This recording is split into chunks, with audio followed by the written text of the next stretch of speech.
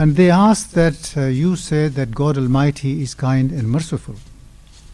And if he is kind and merciful, then why do we have these viruses killing people and these pandemics and epidemics and earthquakes? Why is that? Because God Almighty is supposed to be kind and merciful. So how would you answer that? Well, the point is that this universe and this life is finite. This world is finite. It will not last forever.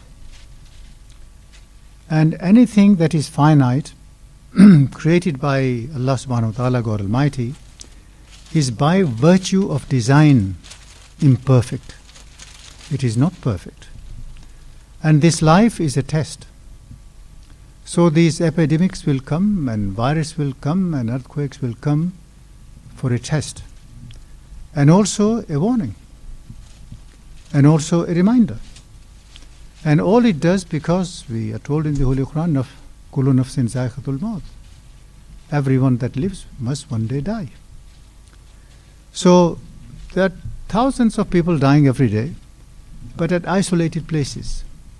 But when these epidemics come, when these earthquakes come, when these viruses come, pandemics come, then you have thousands of people dying collectively in one area.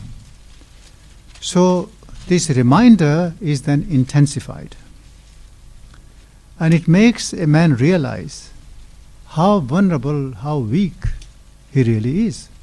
As the Holy Quran says, وَخُلَقُ الْإِنسَانُ ضَعِيفًا, and we have created the humankind weak. It makes us aware of our vulnerability, of how weak we are. And so it awakens us, or should do. It makes us realize that this life indeed is a test, and we are sent here to prepare for the next life. So, brothers, under these situations, different people act differently.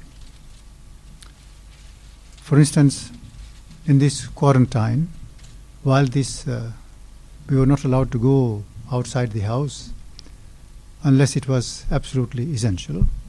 Some people were just watching TVs and dramas and films. Other people isolated themselves and used that time usefully in the remembrance of Allah, in learning more about their deen, in doing zikr, and thereby elevating themselves spiritually and bring themselves closer to Allah subhanahu wa ta'ala. And this certainly reminds us of i'tikaf. When we isolate ourselves from the worldly affairs and we place ourselves in the masjid for a few days, in the devoting ourselves in the remembrance of Allah subhanahu wa ta'ala.